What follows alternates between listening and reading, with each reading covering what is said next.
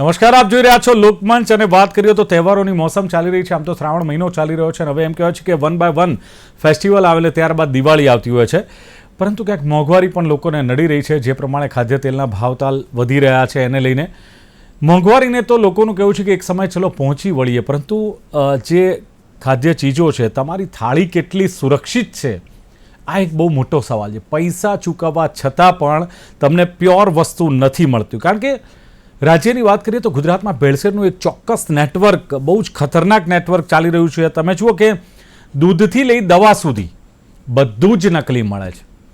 અને ગાંધીના ગુજરાતમાં કહેવાય છે કે દારૂ બંધી છે. આ સરદારનું ગુજરાત છે, દારૂ બંધી છે. આપણે ગર્વ લેતા હોઈએ છીએ. અમારા ગુજરાતમાં તો દારૂ બંધી છે. દારૂ બંધી ક્યાં છે? અને દારૂ ચલો વેચાય છે અથવા પીવાય છે, પણ એમાં પણ નકલી અને એમાં પણ લઠ્ઠાકાંડ થાય, લોકોના મોત થાય. તો આ કયા પ્રકારનું નેટવર્ક? ચલો દારૂ સુધી તો ઠીક છે કે દારૂ તો બધા નથી પીતા હોતા, પરંતુ જે મરચાં, ઘી, દૂધ, આ જે જીવન જરૂરિયાતની વસ્તુઓ છે એમાં પણ ક્યાંક ભેળસેળનો ખેલ જોવા મળી રહ્યો છે. શુદ્ધતાના નામે જે નકલી માલનો બેરોકટોક ધંધો ચાલી રહ્યો છે અને લાખો રૂપિયાની નકલી દવાઓ ઝડપાય. તમે વિચાર કરો, લોકોના સ્વાસ્થ્ય સાથે ચેડા થાય અને રસોડાથી મેડિકલ સ્ટોર સુધી ભેળસેળનો સકંજો છે, અને છતાં પણ આપણે એમ કહીએ છીએ કે આ બધું ક્યારે અટકશે. અને ભેળસેળખોરો બેફામ બન્યા છે, પણ ખબર નથી પડતી કે ફૂડ એન્ડ સેફ્ટી ને અલગ અલગ જે ડિપાર્ટમેન્ટ છે એ સુસ્ત કેમ છે, કેમ કુંભકર્ણની નિંદ્રામાં છે, કેમ રોકી શકાતું નથી. અને નકલી વસ્તુઓના વેપારીઓ સામે કડક કાર્યવાહી ક્યારે થશે, અથવા કાર્યવાહી થાય છે, સેમ્પલ લેવાય છે, આ બધું જ થાય છે, પણ સજા કોણ આપશે? ખોરાકમાં ઝેર ભેળવી રહ્યા છે એમને. અને ક્યાં સુધી ઈરાદાપૂર્વક, બિલકુલ ઈરાદાપૂર્વક આ નેટવર્ક ચાલી રહ્યું છે? આ ઈરાદાપૂર્વક લોકોના જીવ સાથે ચેડા ક્યાં સુધી થતા રહેશે? પ્યોરના નામે નકલીનો વેપાર, એક મોટો કારોબાર ચાલી રહ્યો છે. અને ભેળસેળો સામે તંત્ર કાર્યવાહીની વાત કરે છે, પરંતુ લોકો કહે છે કે આ માત્ર દેખાડો છે. સવાલ એક જ, નકલીના નેટવર્કમાંથી મુક્તિ ક્યારે? અને આ જ સવાલોના જવાબ લેવા મારી સાથે પેનલમાં જોડાયા છે જેઓ ચીફ એક્ઝિક્યુટિવ ઓફિસર છે CERC એટલે કે કન્ઝ્યુમર એજ્યુકેશન એન્ડ રિસર્ચ સેન્ટરના ડોક્ટર અનંદિતા મહેતા છે. અનંદિતાજી, સ્વાગત છે આપનું લોકમંચમાં. Thank you. યસ. સાથે જ સિનિયર એડવોકેટ ગ્રાહક સુરક્ષાના એવા હિમાંશુ ઠક્કર મારી સાથે છે. હિમાંશુ સર, આપનું પણ સ્વાગત છે લોકમંચમાં. Thank you. અને લોકોના પ્રશ્નોને લઈને સરકાર સમક્ષ, તંત્ર સમક્ષ ઘા કરતા હોય છે, સવાલો ઉઠાવતા હોય છે, લોકોના પ્રશ્નોનો હલ લાવવાનો પ્રયાસ કરતા એવા વડોદરાથી સામાજિક કાર્યકર અતુલ ગામેચી. અતુલભાઈ, આપનું પણ સ્વાગત છે. નમસ્કાર સર. નમસ્કાર. યસ. અનિંદિતાજી, શરૂઆત આપનાથી કરીએ. મેં કહ્યું એમ કે દૂધથી લઈ દવા સુધી તમામ જગ્યાએ જ્યારે ભેળસેળ જોવા મળી રહી છે, તંત્ર કાર્યવાહી કરે છે, દરોડા પાડે છે, આટલું નકલી પકડાયું આંકડા પણ મીડિયામાં આવતા હોય છે, પણ છતાં પણ લોકોના જીવ સાથે ચેડા થવાનું ચાલુ જ છે. તો શું માનવું છે, કેમ અટકાવી શકતા નથી? પ્રોબ્લેમ ક્યાં છે? બહુ સરસ મુદ્દો છે અને સવાલ પણ બહુ જ ઇમ્પોર્ટન્ટ છે, કારણ કે ઘણા બધા આવા જે કિસ્સાઓ જોવા મળે છે. દૂધ, મિલ્ક ને મિલ્ક પ્રોડક્ટ્સ, દૂધની ઉત્પાદ, એમાં બેફામ જે એડલ્ટરેશન અને ભેળસેળ અને હાનિકારક તત્વો એમાં ઉમેરવામાં આવે છે. સ્વાસ્થ્ય સાથે બહુ જ ચેડા થાય છે કન્ઝ્યુમર્સને, ગ્રાહકોને. અને એકલું દૂધ નહીં, પણ ઇવન મરી મસાલામાં અમે જે ટેસ્ટિંગ કરતા હોઈએ છીએ એમાં પણ જે લૂઝ વેચાતા મરી મસાલા છે એમાં ઘણું બધું એડલ્ટરેશન્સ જોવા મળે છે, મિલાવટ જોવા મળે છે. તો એના કારણ તમે પૂછ્યું તો એ ઘણા બધા કારણ છે. એક, ઇન્ડિયા એવી કન્ટ્રી છે, ઓફકોર્સ અમારી પોપ્યુલેશન વિશાળ છે, અને એમાં ફૂડની જે બિઝનેસ છે એમાં અનઓર્ગેનાઇઝડ સેક્ટરમાં વધારે વેચાણ થાય છે. એટલે કે લૂઝ, છૂટક, જેમાં કોઈ રેગ્યુલેશન નથી હોતું, જે પ્રકારે લેબલિંગ નથી હોતું, જે પ્રકારનું પેકેજ્ડ ફૂડ અને જે સુરક્ષિત ફૂડ, એનું એક અલગ સેગમેન્ટ છે. અને એક અસુરક્ષિત નું જે સેગમેન્ટ, અનઓર્ગેનાઇઝ સેક્ટર જેને કહેવાય, એ પણ બહુ વિશાળ છે આપણા કન્ટ્રીમાં. તો નોર્મલી જ્યારે અમે લોકો ગ્લોબલ સ્ટેજ ઉપર જતા હોઈએ છીએ, કોઈ આજકાલ ફૂડ અડલ્ટરેશનની ચર્ચા કરતા જ નથી, કારણ કે ત્યાં બધું જ મોસ્ટલી જે ડેવલપ્ડ કન્ટ્રીઝ હોય છે, યુરોપ છે અથવા તો જે યુએસ ની બાજુ છે, ત્યાં કોઈ ફૂડ અડલ્ટરેશનની ઇશ્યુઝ એટલે નથી, કારણ કે ત્યાં આગળ ઘણા બધા જે રેગ્યુલેશન્સ છે એની અમલીકરણ, એન્ફોર્સમેન્ટ, આપણા દેશમાં પણ કાયદાઓ ઘણા છે. FSSAI ઘણા કાયદાઓ સશક્ત બનાવ્યું છે.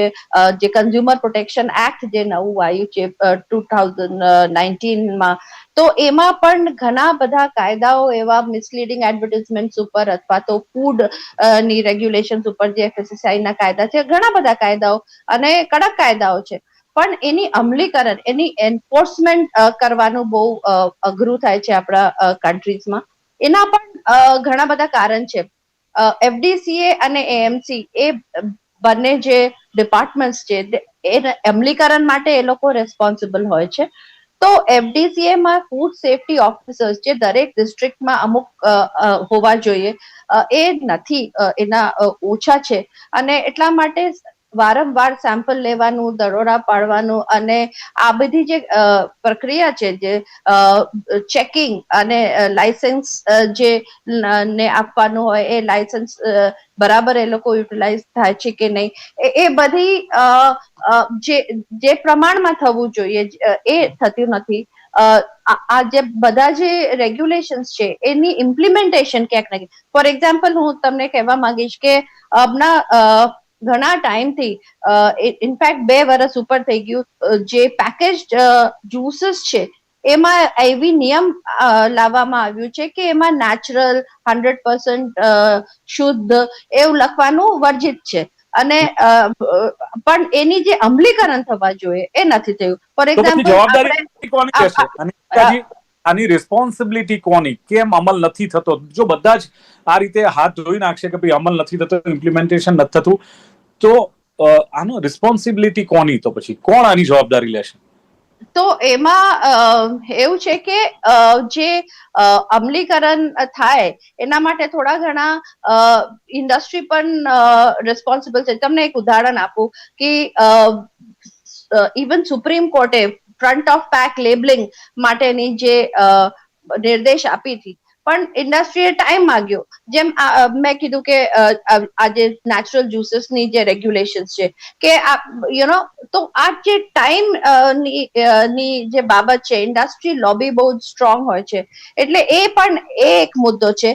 બીજો મુદ્દો, જેમ મેં કીધું કે પૂરતું ફૂડ સેફ્ટી ઓફિસર્સ અથવા તો જે કલેક્શન સેન્ટર્સ, આપણે દૂધની વાત કરીએ તો કલેક્શન સેન્ટર્સમાં કિટ્સ હોવી જોઈએ, રેપિડ ટેસ્ટિંગની કિટ્સ હોવી જોઈએ, એવી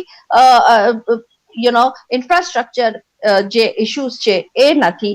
એટલે ઘણા બધા આવા મુદ્દાઓ છે જેના કારણે અમલીકરણમાં આપણે દેશમાં પાછા પડીએ છીએ, ઇશ્યુઝ છે. તો પણ અત્યારે તંત્ર સજાગ થયું છે અને ઘણા બધા આપણે જોઈ શકીએ છીએ કે ઘણા બધા રેડ્સ ને એડલ્ટરેટેડ ફૂડ, અને ક્યાંક ને ક્યાંક આમાં ગ્રાહકની પણ એક જવાબદારી બને છે કે એ પણ એક, જેમ મેં કીધું કે રોડ સાઈડ લારીઝ હોય, અનઓર્ગેનાઇઝ સેક્ટર્સ હોય, લૂઝ પ્રોડક્ટ્સ જે મળતા હોય, મરી મસાલા હોય અથવા તો ડેરીમાંથી છૂટક દૂધ લેવામાં આવે, તો ગ્રાહક પણ ક્યાંક ને ક્યાંક આમાં રિસ્પોન્સિબલ છે કે ખરીદતી વખતે લેબલ નથી જોતા, કઈ જગ્યાએથી લે છે એની સ્વચ્છતા નથી જોતું, ટ્રસ્ટેડ વેન્ડર્સ પાસેથી નથી ખરીદતા, અને સસ્તાના એમ છે કે FSSAI છે, ફૂડ એન્ડ ડ્રગ્સ ડિપાર્ટમેન્ટ છે, એટલે એ બધું જ ધ્યાન રાખતું હશે. અમારે ધ્યાન રાખવાની ક્યાં જરૂર છે? પણ હિમાંશુભાઈ, જે પ્રમાણે વાત ચાલી રહી છે કે મોટા સપ્લાયર હોય, ઉત્પાદક હોય, ડિસ્ટ્રીબ્યુટર હોય, ત્યાં સુધી કદાચ તપાસ પહોંચતી નથી. નાના વેપારીઓના ત્યાં તપાસ પહોંચે, છૂટક વેપારીઓના ત્યાં એના સેમ્પલ લેવાય, એની સામે કાર્યવાહી કરવામાં આવે, પણ આને લઈને આખું એક મોટું નેટવર્ક બચાવવાનો પ્રયાસ કરવામાં આવે છે. માનો છો આપ, હિમાંશુભાઈ? 100% તમારી વાત સાથે હું સંમત થઉં છું. મારે તો ડોક્ટર નિવેદિતાબેનને હું ઘણા સમયથી ઓળખું છું, ઘણા વર્ષોથી ઓળખું છું, સાથે ટોક શો પણ કર્યા છે. મારે CERC ને પૂછવું છે કે એમની પાસે ફૂલ ફ્લેજ લેબોરેટરી છે. હવે જયારે આ એડલ્ટરેટેડ ફૂડ બધા સેમ્પલ્સ લેવાય છે, પકડાય છે, એના રિઝલ્ટ પણ આવે છે, તો CERC કેમ ફરિયાદ દાખલ નથી કરતી કન્ઝ્યુમર કોર્ટ્સમાં. સીઆરસી પહેલા પણ કરતી હતી, કારણ કે હું સીઆરસી નો વકીલ લગભગ 20 વર્ષ સુધી રહ્યો છું અને સીઆરસી બધી ઘણા બધા કેસો મેં લડ્યા છે. આજે સીઆરસી ના એક ટ્રસ્ટી ગણો કે સિનિયર મેમ્બર ગણો, એ અમારે ત્યાં જજ પણ છે, સ્ટેટ કમિશનમાં મેમ્બર જજ તરીકે બિરાજે છે પ્રીતિબેન. ખૂબ બુદ્ધિશાળી અને ખૂબ અનુભવી છે. હવે જ્યારે સીઆરસી પાસે આટલું ઇન્ફ્રાસ્ટ્રક્ચર તૈયાર છે, શા માટે સીઆરસી ની કોઈ ફરિયાદો આવતી નથી? કારણ કે આજથી 5 કે 10 કે 15 વર્ષ પહેલા અડધું બોર્ડ તો સીઆરસી ની ફરિયાદોથી ભરેલું રહેતું હતું. અત્યારનો જે ગ્રાહક છે, એક તો મોંઘવારીથી પીસાય છે, બીજું કે એને કોર્ટના ધક્કાની બીક છે. એટલે આ બધું સીઆરસી કરી શકે છે.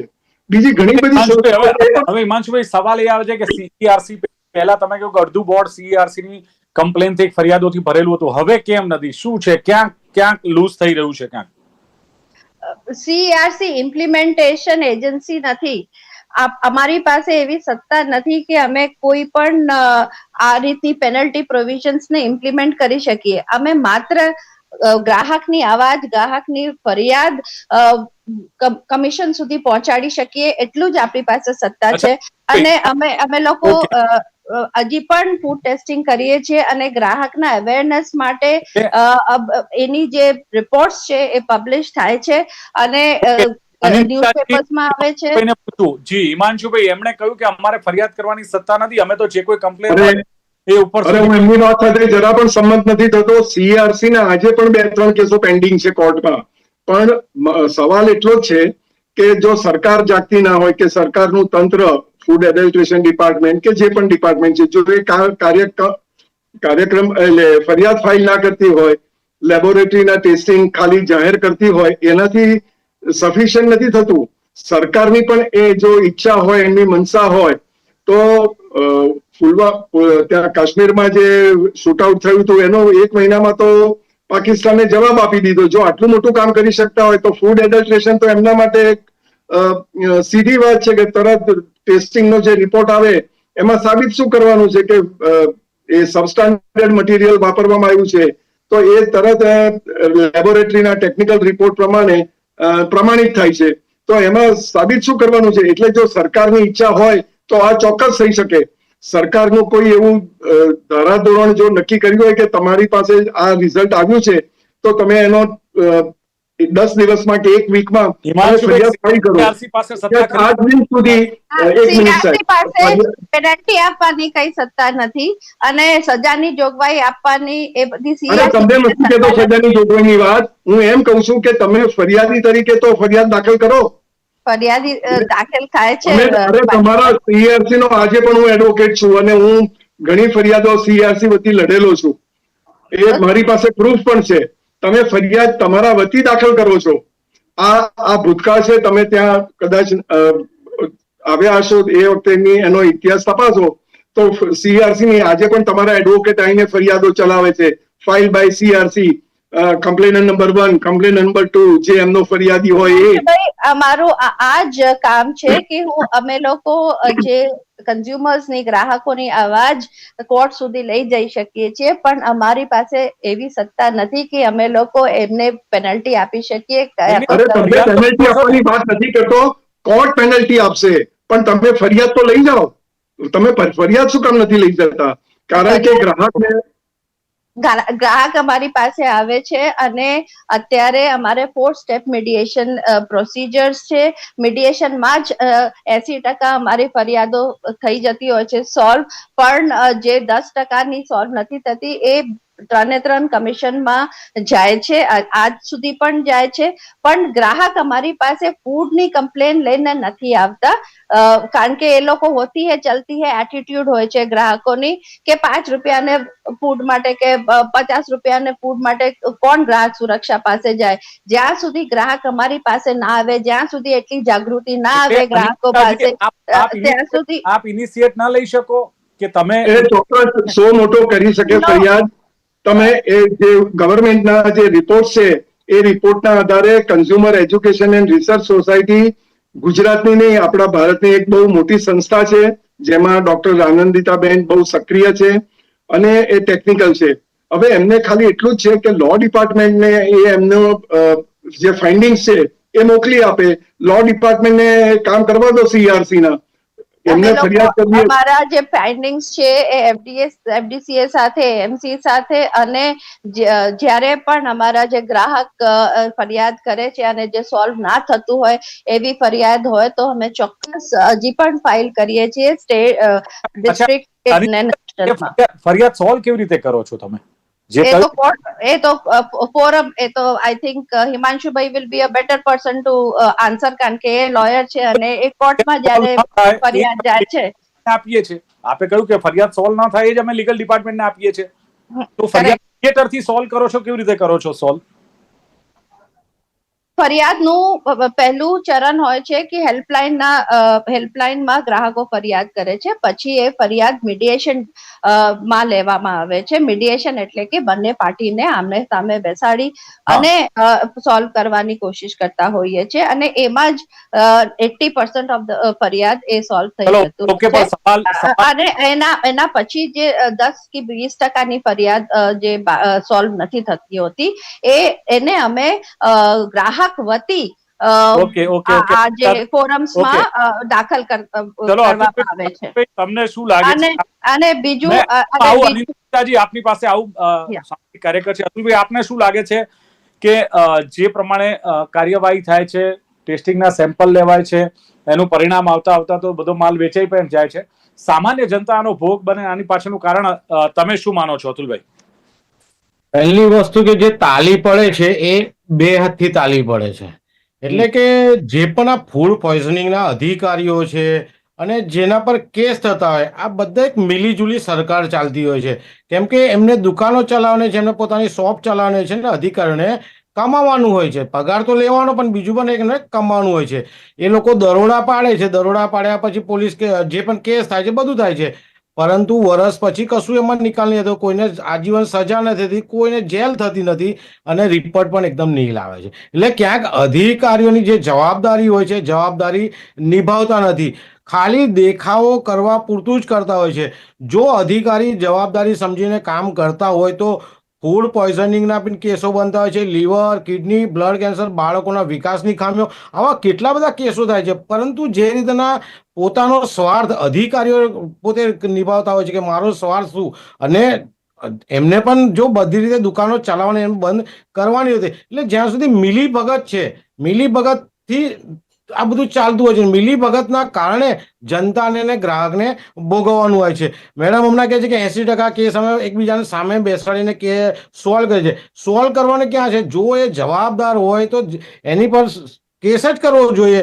જનતા નાણાં ખર્ચીને ઝેર ખાઈ રહ્યો છે, ઝેર પી રહ્યો છે, આપણે એને સોલ્વ કરવાની જરૂર નથી. સરકાર પણ આમાં એટલી જવાબદાર છે. કાયદો નબળો છે, સરકાર બી એટલી જવાબદાર છે. સરકારે પણ આ બાબતે ઊંડા ઉતરવું જોઈએ, કારણ કે જે જનતા છે એના માટે રાજ્ય સરકાર છે. જો સરકાર આ બાબતે કશું નહીં વિચારે, જે તો પૂરા ભારતમાં, ગુજરાતમાં, અમારે વડોદરા મહાનગરપાલિકામાં ફૂડ સેફ્ટી ઓફિસરો જ નથી. 8 ઓફિસરો છે, 15 લાખની વસ્તી છે, ક્યાંથી ક્યાં કોઈ પહોંચી વળે. પણ તહેવાર જ્યારે આવે, હવે રક્ષાબંધન આવી છે એટલે 4-5 દુકાનોને સેમ્પલિંગ લેશે, 1-2 જણને દંડ કરશે, 8-10 જણને આમ તેમ કરશે.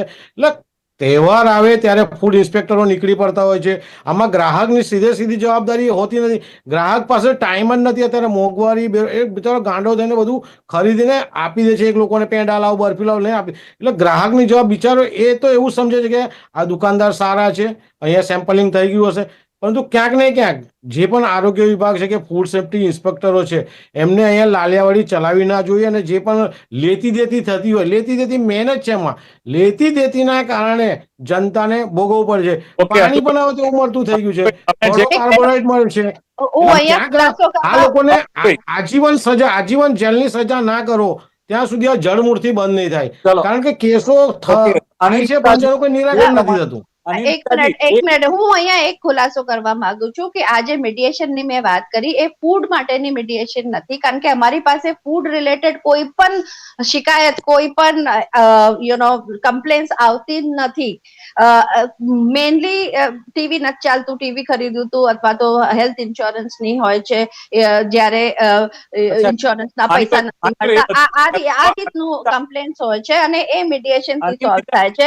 પણ સામાન્ય વ્યક્તિ ફરિયાદ કરવા, કમ્પ્લેન કરવા નથી આવતો, આપના સુધી પહોંચતો નથી, કારણ કે કદાચ સિસ્ટમમાં વિશ્વાસ નથી સાહેબ. એને એમ છે કે હું જઈશ તો શું ફરક પડવાનો છે. જે લોકો નકલીનું નેટવર્ક ચલાવે છે, માની લો એના ત્યાં દરોડા પડે છે, નકલી વસ્તુ પકડાય છે, ભેળસેળ પકડાય છે, એ જ વેપારીઓ વળી પાછા માર્કેટમાં આવે જ છે. એવું નથી કે એનો ધંધો બંધ થઈ ગયો કે એની રોજીરોટી બંધ. પેનલ્ટી પ્રોવિઝન વધારવાની બહુ જરૂરી છે. આપણા જે ફૂડ સેફ્ટી એન્ડ સ્ટેન્ડર્ડ ઓથોરિટીની જે પેનલ્ટી છે એ માત્ર ને માત્ર 1 લાખથી માંડીને 3 લાખ સુધીનું સબસ્ટેન્ડર્ડ ફૂડ વેચતો હોય, અડલ્ટરેટેડ ફૂડ, તો એટલું જ છે. અને જો ફૂડ ખાઈને ડેથ થઈ જાય, મૃત્યુ પામે, તો જઈને એને આજીવન કારાવાસની દંડ છે. જે એટલે જે પેનલ્ટી પ્રોવિઝન છે એ બહુ જ ઓછી છે. 1 લાખ તો કોઈ પણ આપી દે અને ફરીવાર એનો ધંધો ચાલુ કરી દે છે. એટલે પેનલ્ટી પ્રોવિઝન વધારવાની બહુ જ ઇમ્પોર્ટન્ટ છે. પેનલ્ટી પ્રોવિઝન ઓછું છે મેડમનું જે પ્રમાણે કહેવું છે, અને એને લઈને ક્યાંક આ કેસો બનતા હોય છે. અને એમણે કહ્યું કે અમારે ત્યાં જનરલી ટીવીના અને બીજા અન્ય સંસાધનોના કેસ આવે છે, ફૂડ અંગેના કેસ આવતા નથી. આ ખુલાસો એમણે કર્યો છે. હિમાંશુભાઈ, હવે એમનો ખુલાસો સાચો છે એવું હું માનું છું, પરંતુ સવાલ એટલો જ આવે છે કે જ્યારે એમની પાસે પોતાની લેબોરેટરી છે, ફૂલ ફ્લેજ લેબોરેટરી છે CRC પાસે, અને એ ના હોય તો ગવર્મેન્ટની પણ લેબોરેટરીના રિઝલ્ટ આવે છે, તો તમે એ ફૂડ જે એડલ્ટરેટેડ ફૂડ છે એ ક્યાંથી ખરીદ્યું, કયા લારીવાળા પાસે કે કઈ હોટલમાંથી લીધું, તો એ બધું જ સો મોટો એ લોકો CRC ફરિયાદ કરી શકે છે. પોતે ફરિયાદી બનીને પણ ફરિયાદ કરી શકે છે. એવું નથી કે CRC એમની પાસે કોઈ જાય તો એમની ફરિયાદ એ લોકો સોલ્વ કરે જ છે, પરંતુ એ લોકો પોતે પણ આવી જયારે ગંભીર ફરિયાદો હોય એવા ટેસ્ટિંગ કરીએ છીએ હિમાંશુભાઈ, અને જે ટેસ્ટ રિપોર્ટ હોય છે તો એ ટેસ્ટ રિપોર્ટ જે ઇમ્પ્લિમેન્ટિંગ એજન્સી છે, જેની પાસે સત્તા છે દંડ આપવાની, પેનલ્ટી આપવાની, એવી 2 સંસ્થાઓ છે, food and drug control administration અને AMC. એ બંનેને અમે અમારું જે રિપોર્ટ છે અમે લોકો એમની જોડે શેર કરતા હોઈએ છીએ. હવે જવાબદારી જે લોકોને સત્તા છે અને અમલીકરણ કરવાની જેને આપેલું છે સત્તા, એને હવે આગળ હાથ ધરવાનું રહેશે. અમે તો અમારું જે રોકાતું નથી ને ક્યાં રોકાશે. એનાલોગ પનીર માટે આજ માધ્યમથી આજ GTPL ઉપરથી લગભગ 3 કે 4 એપિસોડ થયેલા છે. એનાલોગ પનીરમાં છેલ્લે હું અને ડોક્ટર સોની હતા.